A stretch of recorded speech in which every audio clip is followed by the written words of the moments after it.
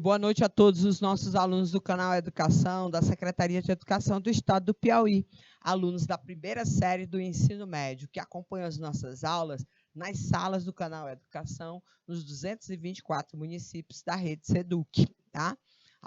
Aos nossos alunos de São Pedro do Piauí, deixa eu ver aqui, acho que, ai meu Deus do céu, Monte Alegre, né? Canavieira, que estão aqui ligados através do nosso site ou da nossa rede interna, aqui o IPTV, a todos os nossos alunos, boa noite. Eu sou a Marília, professora de literatura aqui do canal Educação, tá bom? Então, a gente vamos aí trazer para vocês um estudo mais voltado para o arcadismo no Brasil. Na aula passada, a gente trouxe para vocês as primeiras informações relacionadas ao movimento Arcade, né? Falamos sobre o contexto histórico, mostramos algumas características importantes e hoje vamos trabalhar com um dos autores da chamada poesia lírica, que é o Cláudio Manuel da Costa. A gente está aí com a nossa cartela no ar para a gente poder identificar aí as possibilidades para que a gente possa entender o nosso objeto de conhecimento, tá bom? Nós vamos trabalhar aqui, ó, com a literatura brasileira da era colonial e vamos trabalhar com a poesia lírica de Cláudio Manuel da Costa, para que a gente possa aí discorrer sobre essas informações aqui, tá bom? Os objetivos é conhecer o contexto histórico, social e político do ciclo da mineração, já que esse é o contexto histórico do movimento Arcade no Brasil, e as suas relações com aquilo que seria a realidade escravista do Brasil da época. Destacar o contexto geopolítico para o surgimento de obras épicas, principalmente de conteúdo indianista, e também trabalhar a poesia de influências clássicas. É claro, não vamos deixar de lado os nossos momentos aí de construção teórica, tá bom? A gente vai trazer para vocês aqui informações relacionadas ao movimento Arcade, né?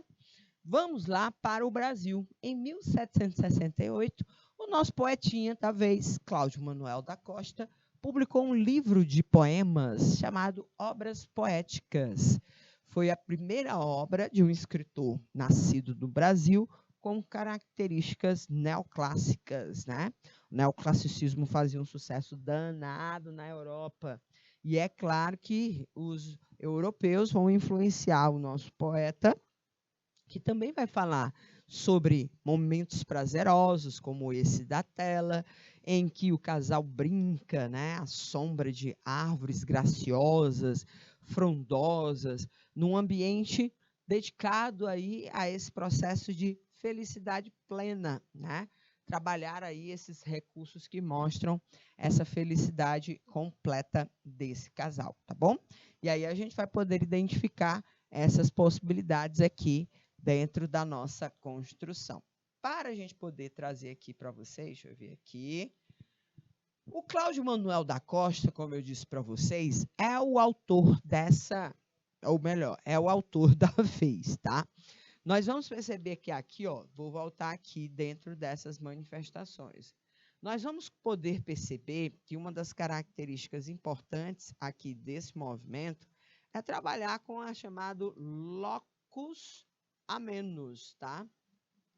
Que era uma expressão em latim que representava exatamente esse local tranquilo, onde eles aproveitariam, ó, para descansar, gozar o dia com a maior intensidade possível.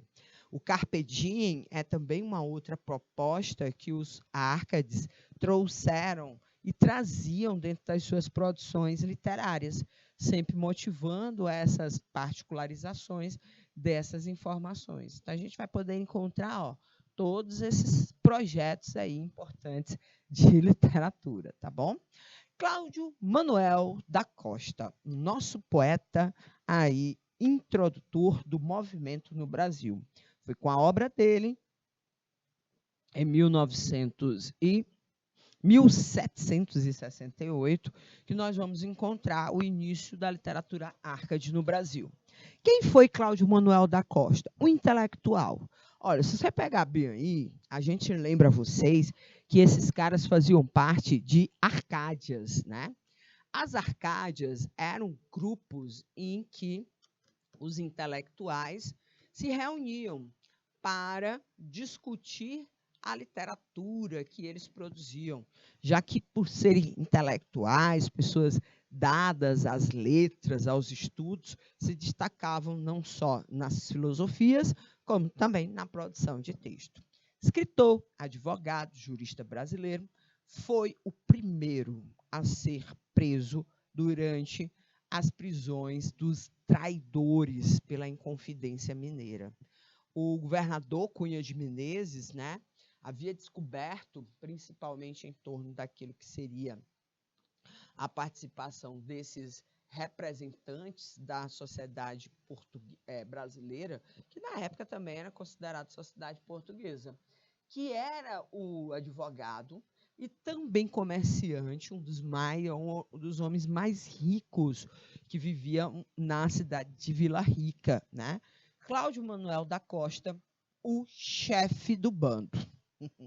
Ele era praticamente o chefe, era dele as ideias que orquestravam aí essa conduta, principalmente de insurreição contra a cobrança de impostos.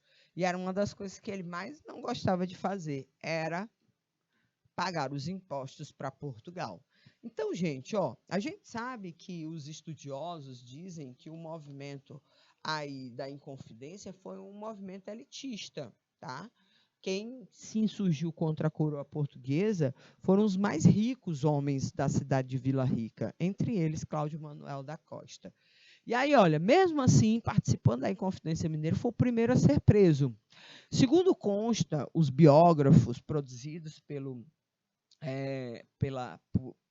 que produziram a biografia de Cláudio Manuel da Costa, ele teve a prisão dele foi considerada uma ofensa, principalmente a ele, né? As acusações de traição, o vexame diante da sociedade, que ele conhecia todo mundo, né? Simplesmente conhecia todo mundo que estava ali.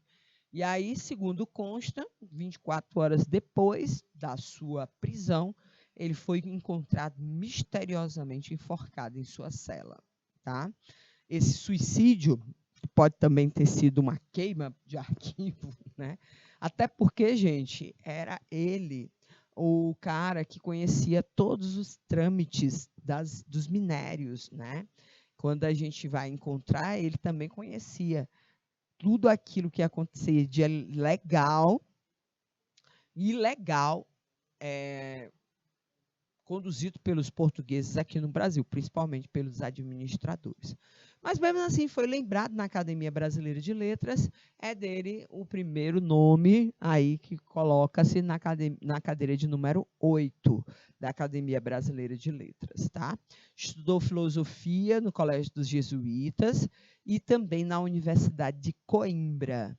Em Portugal, começa a produzir os primeiros textos poéticos, principalmente falando aí de relações amorosas e relações saudosistas. Volta ao Brasil, passa a viver em Vila Rica, torna-se advogado secretário do governo da província e foi o juiz mediador das terras da Câmara de Vila Rica. Então, gente, ele era um cara importante. A prisão dele foi um choque lá na cidade de Vila Rica. Meu Deus, o juiz, né, um dos juízes da cidade, um dos homens importantes do governo de Portugal, estava preso, acusado de ser traidor da coroa portuguesa. E essa condição de traição fez com que ele aí ceifasse a própria vida nessa atitude um tanto quanto, vamos dizer assim, translocada, tá bom? Então, a gente vai poder identificar aqui essa biografia tão interessante dele. O edifício que abrigou a Câmara, né, que foi a obra do Cláudio Manuel da Costa, e a cadeia de Vila Rica. E hoje é o Museu da Inconfidência da cidade de Ouro Preto. Né? A gente sabe que a cidade de Vila Rica tem agora um novo nome, é a cidade histórica de Ouro Preto, Minas Gerais. Tá? Eu não fui lá, mas eu pretendo ir alguma vezinha nessa vida aqui, mais com frente. Ouro Preto, a cidade mineira, com marcas do arcadismo. Foi amigo do pintor Aleijadinho e do Tiradentes, que é considerado o mártir, né, aí, da Inconfidência Mineira. Foi grande amigo do escritor Arcade Tomás Antônio Gonzaga e, junto com ele, também administrava a Justiça de Portugal na época. E com ele foi envolvido na Inconfidência Mineira. Tanto é, gente, que dentro de uma obra do Tomás Antônio Gonzaga, é dele, segundo as suspeitas,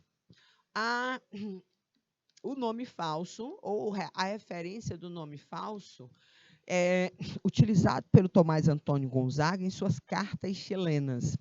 O Critilo, que era o Tomás Antônio Gonzaga, escreve cartas ao seu amigo Doroteu, né? O Critilo é um morador de Santiago, no Chile, escreve ao Doroteu, que vive lá em Vila Rica, contando os desmandos do governador Cunha de Menezes. Depois de descoberto as tramas, né, da Inconfidência Mineira, nós podemos claramente identificar aquilo que seria as identidades desses autores, que utilizavam o uso de pseudônimos da escola literária para esconder as suas próprias identidades. E aí o Cláudio Manuel da Costa, como também fazia parte do movimento, era o Doroteu, né? Aquele que o Tomás escrevia as cartas contando o que o fanfarrão Minésio, que na verdade era o nome falso, criado por Tomás Antônio Gonzaga, para se referir à figura de governador Cunha de Menezes, que administrava a província de Minas Gerais na época. Tá? Então, ele foi preso em 1789. Segundo consta, denunciou os amigos, mas isso há muitas controvérsias, porque os documentos da época são comprovantes, são situações muitas vezes difíceis de serem investigadas devido à precariedade dos registros, né? Mas essa questão de denunciar os amigos, né, foi também questionado por alguns estudiosos que acreditam que essa reputação manchada foi um propósito da coroa portuguesa para tentar fechar o cerco e dar aquele caos junto àquela academia, aquele conjunto de amigos que sistematicamente se reuniam na casa do juiz Tomás Antônio Gonzaga para fomentar a discórdia da população em relação ao governo de Portugal. Tá? Então, ele se suicida no mesmo ano, dias depois da sua prisão, e sob circunstâncias escusas, porque ninguém sabe ao certo o que de fato aconteceu. Se foi um suicídio, ele era um comerciante que conhecia, e como juiz e também representante da Câmara, ele conhecia também o lado B da cobrança de impostos e também da circulação de recursos e de impostos do Brasil, ou, os impostos portugueses pagos pelos brasileiros naquela época. Ou seja, ele sabia a rota comercial do contrabando. Tá? Então, a gente vai poder identificar que a morte dele servia a muita gente. Né? Era uma, vamos dizer assim, fora que também eu já li um autor que pesquisa a obra dele de Minas Gerais, um professor de Minas Gerais, que um dos negócios escusos do Tomás Antônio Gonzaga era o empréstimo a juros, né? A famosa agiotagem, que era crime na época também.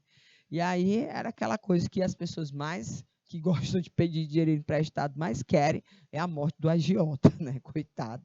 É aquela pessoa que não tem sossego.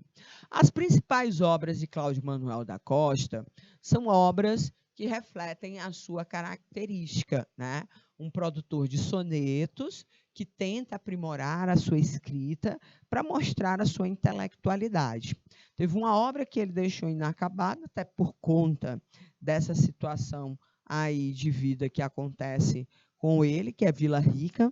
Não é que ele ficou inacabado, é porque é um poema, vamos dizer assim, muito superficial. Era para ser um épico, assim como Camões fez com os Lusíadas, para cantar a pátria, a sua cidade natal. No caso do Cláudio Manuel da Costa, não era a pátria, era a sua cidade natal, a cidade de Vila Rica, né? E que representa toda essa plenitude aí das representações, tá? Quais são as características da produção lírica de Tomás Antônio, ou de Cláudio Manuel da Costa? É porque eu estava fazendo, lembrando que na próxima semana é o Tomás Antônio Gonzaga. Linguagem simples, ó, entre aspas, gente, não vamos confundir. Essas linguagens da época não eram tão simplórias assim. Para os padrões do século XVIII, eram. Então, assim, mais para hoje, que a linguagem evoluiu mais ainda, principalmente em torno dessa informalidade, a gente, inclusive, encontra certa dificuldade, porque tem muitos termos arcaicos, né? Representações aí de informações que muitas vezes ainda não são utilizadas nos dias atuais, né? Mas que representam os padrões linguísticos da época, tá? Então, a gente vai poder perceber aí esse processo de identificação, tá? Lirismo, né, características de um culto a sentimentos muito fortes. Inclusive, alguns textos são considerados até pré-românticos. A gente vai ver que há uma certa... Era para haver uma contenção completa de sentimentos, até porque os árcades, como são trabalhados em torno da racionalidade, acreditavam que o controle das suas emoções passava por esse processo, né? As pessoas elas tinham essa pretensão de acreditar que o Arcade ele tinha que ter esse controle absoluto a respeito de todas as coisas que envolviam sua presença, entre eles o sentimento. Mas a gente vai encontrar, sim, um autor que tinha características já líricas, passionais. Não exageradamente, mas já mostrava aquele encantamento, aquele estado, vamos dizer, absurdo de idolatria em relação às figuras por eles amadas. É um autor que também trabalha a referência ao campo, através do bucolismo, tanto um campo festivo, alegre, extremamente satisfatório, como foi naquela pintura que a gente colocou lá no início, tá? Como também a referência às ovelhinhas, àquele universo rural, tá?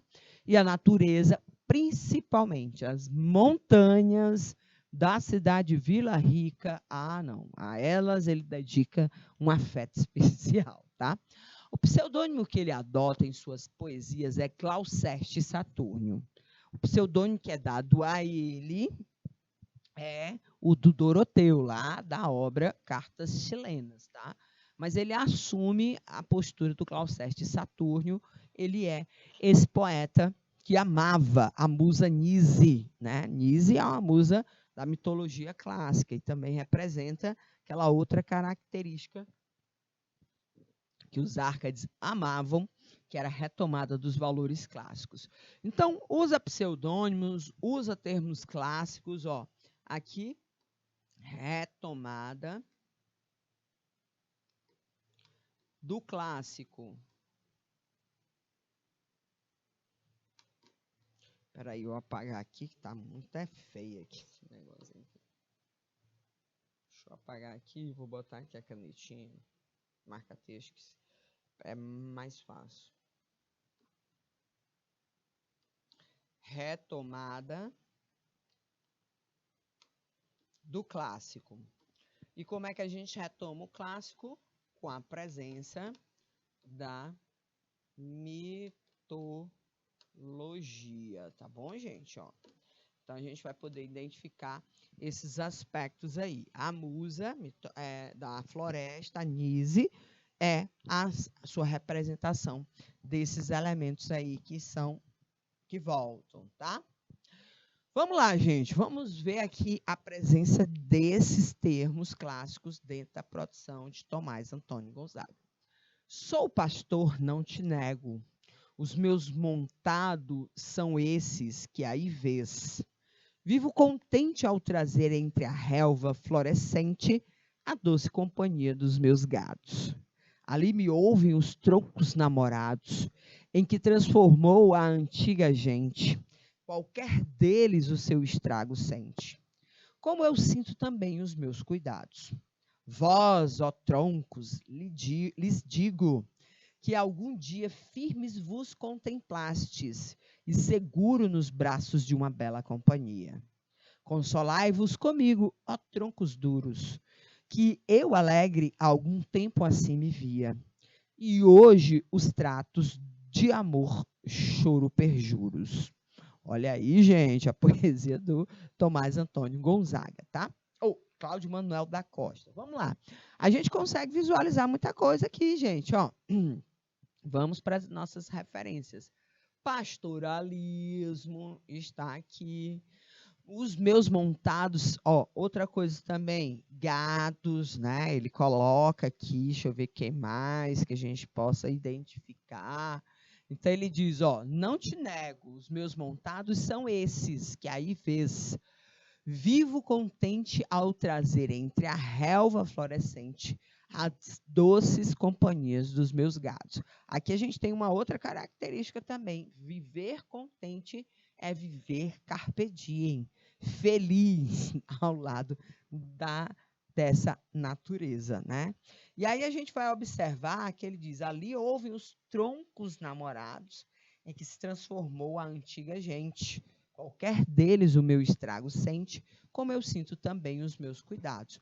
Então, aqui, ó, novamente, a gente tem essa referência positiva à natureza, como se os troncos fossem confidentes dele. E ele gosta, ó troncos, o vocativo, ele gosta de fazer essa referência, gente, à natureza.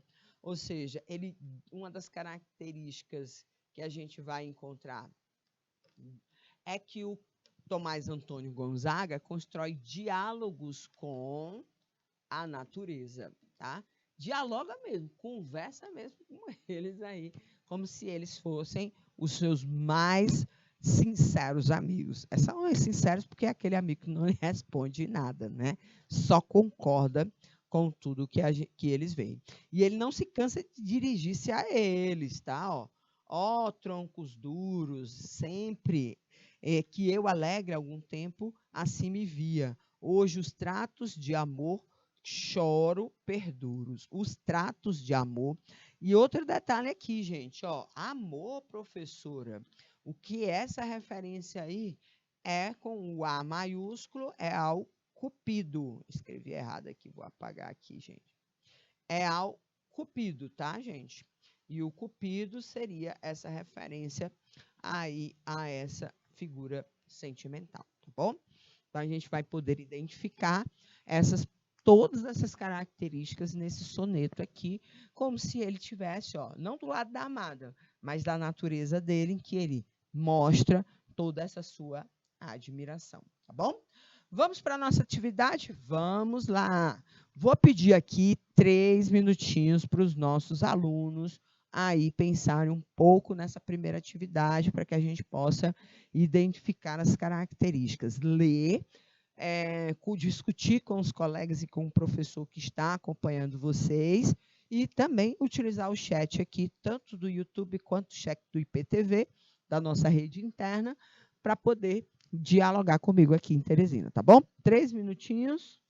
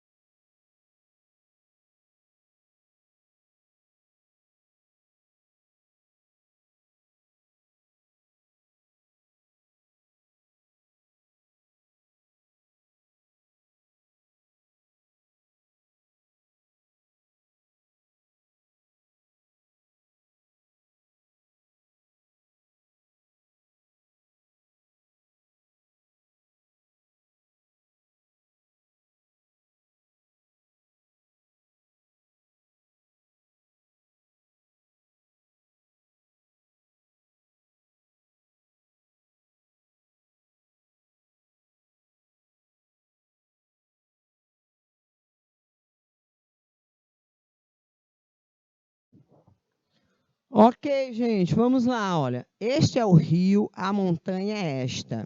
Estes os troncos, estes os rochedos. Não, são estes ainda os mesmos arvoredos. Esta é a mesma rústica floresta, né? No conteúdo do poema, encontramos uma das características mais marcantes do arcadismo, que é paisagem bucólica, pessimismo irônico, conflitos dos elementos naturais, filosofia moral ou desencanto com o amor, gente, ó. É claro que a gente vê, estes são sempre as rochas, as árvores, as florestas mostradas de uma forma positiva, de uma forma naturalmente bucólica. Primeira informação aí, ó, da nossa aula de hoje é que aqui está presente uma condição do nosso poeta Cláudio Manuel da Costa, que é dentro desse momento. Outra questãozinha também bem interessante para que a gente possa falar sobre as características do poeta Arcade. Então, gente, ó, bucolismo, palavra-chave, tá? É sempre uma referência positiva à natureza que acontece de uma forma a mostrar esse encantamento que o autor vai ter a respeito desse elemento natural, mostrando. No caso do Cláudio Manuel da Costa, a gente já deu a dica para vocês. Montanhas e árvores são seus melhores amigos. Aí, na terceira posição de melhor amigo, tem os rios.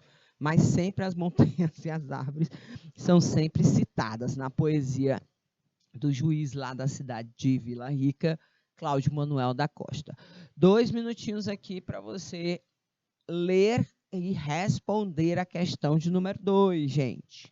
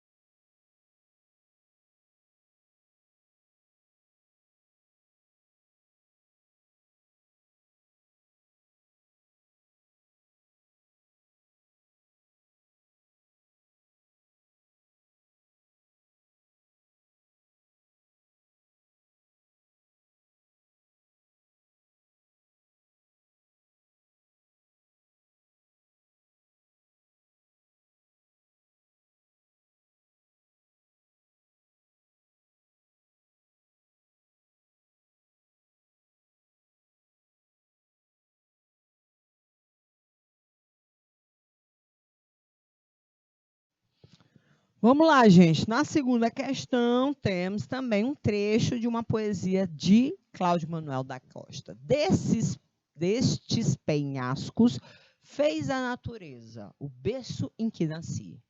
Ó, quem cuidara que entre penhas tão duras se criara uma alma terna, um peito sem dureza. Olha, novamente, ele falando da natureza, das pedras, das rochas, das montanhas. Quando ele diz que destes penhascos, a gente consegue, sabendo aquelas informações do Cláudio Manuel da Costa localizar que é dele mesmo, porque como ele nasceu na cidade de Vila Rica, né, foi para Portugal e depois voltou novamente para Vila Rica, a cidade ela é costeada pelas as minas, né, que dão nome até o estado, Minas Gerais. As minas são as montanhas de ferro, de pedras preciosas, que circundavam a cidade. Hoje ainda continuam as minas, mas as pedras preciosas diminuíram um pouquinho, né?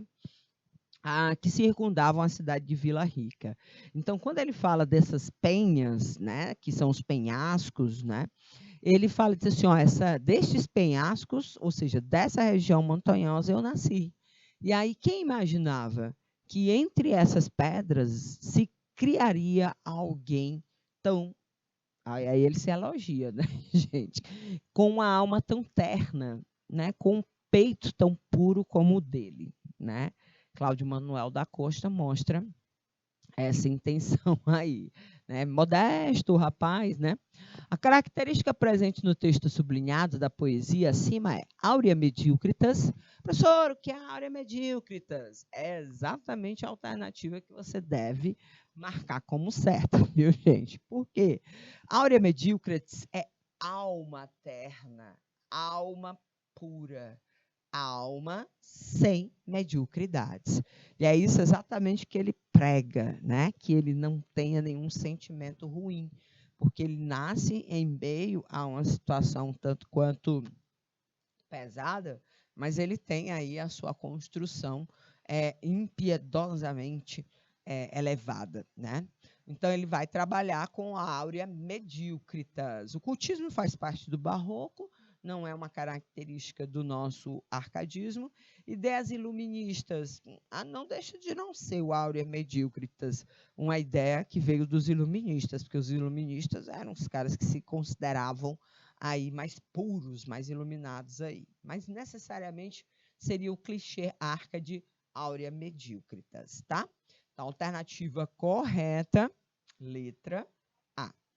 Vamos para a próxima. Professora, eu vou ler esse texto aí. Vou lhe dar 3 minutinhos para a leitura desse texto, que é um pouquinho maior, tá? Mas é do Cláudio Manuel da Costa e também vale a pena a gente comentar ele. 3 minutinhos, por favor.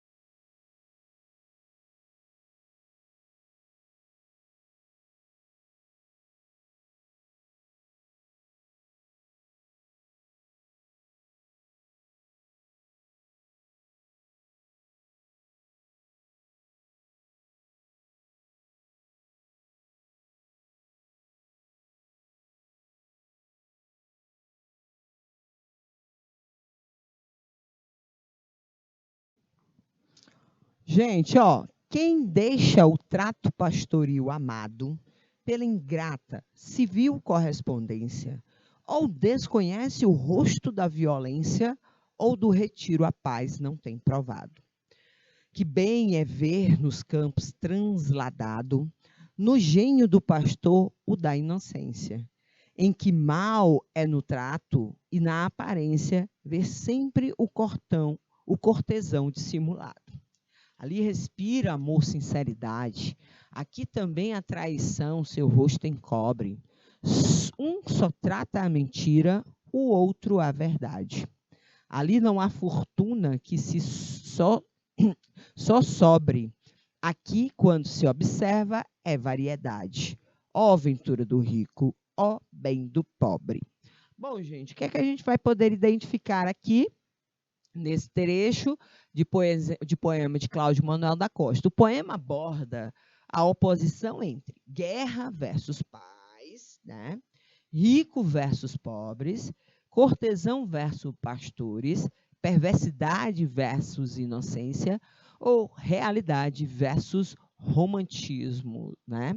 E aí, gente, ó, veja que ele fala aqui a respeito de uma realidade que conflita, que é uma escolha que os árcades fazem, se afastar de uma realidade para viver outra realidade. Que realidade é essa, professora? Das cortes. Cortesãos aí são as pessoas que vivem nas cortes. Professora, corte era na cidade grande, até porque na poesia do Cláudio Manuel da Costa, ele difere bem essa questão da corte ser um local de opressão e o campo ser um local de libertação. Bom, vamos explicar aqui. Quando ele fala dessa civilização correspondente, ou seja, dessa corte que não lhe agrada, porque lá tem aqui a violência que ele cita, né? E na cidade, ou no aspecto rural, lá no campo, tem essa paz que ele acredita que as pessoas que escolhem a cidade não conhecem, né? Então, logo nesse primeiro parágrafo, ele faz uma comparação. Ó, quem deixa o campo para viver na cidade não desconhece a violência que tem lá e não conhece a paz que tem no campo. Então, ele compara essa representação. E aí ele diz que bem é ver nos campos transladado, no gênio do pastor, o da inocência. Então, ele novamente volta a classificar positivamente o local em que ele escolhe para a felicidade. É um local de paz, um local de inocência. É lá em que as coisas positivas acontecem. E aí, quando ele fala novamente da civilização, né? Ou seja, dessa civil correspondência que é a corte, então, na verdade, aqui nós vamos encontrar a oposição entre a corte versus o campo, ou seja, o urbano versus o rural, tá? Então, é uma oposição que eles, no caso, autores árcades, gostam muito de mencionar, e mais especificadamente dentro da poesia de Cláudio Manuel da Costa, isso é quase que uma frequência. Aí ele diz, ó, ali aonde? Lá no campo, respira a sinceridade. Aqui, sempre a traição. Então, ó, lá na cidade, o que é que ele qualifica em relação à cidade? A cidade tem violência, né? A cidade tem dissimulação. Ele coloca aqui falsidade, dissimulação. Lá. E agora, ó, fala de outra ação, traição. A letra está ficando meio difícil, é porque... Pronto. Então, para a cidade, qualidades sempre negativas. Para o campo, sempre qualidades positivas. É o local onde ele tem aí a paz, ele tem a inocência, a sinceridade. E mais importante, Lá no campo, não tem fortuna, de fato, não tem dinheiro. Ele tem a simplicidade. Mas aí ele diz, ó, a aventura do rico, que é essa situação aí de acreditar que ele na cidade tenha dinheiro e tudo, é muito melhor para representação aí se ver distante desses elementos do que aí o seu universo prejudicado. Bom, nossa aula chegou ao fim, falando sobre o arcadismo no Brasil. Transformamos a aula em uma exposição de poemas do Cláudio Manuel da Costa, respondemos às atividades. Na próxima semana a gente volta, gente. Tchauzinho!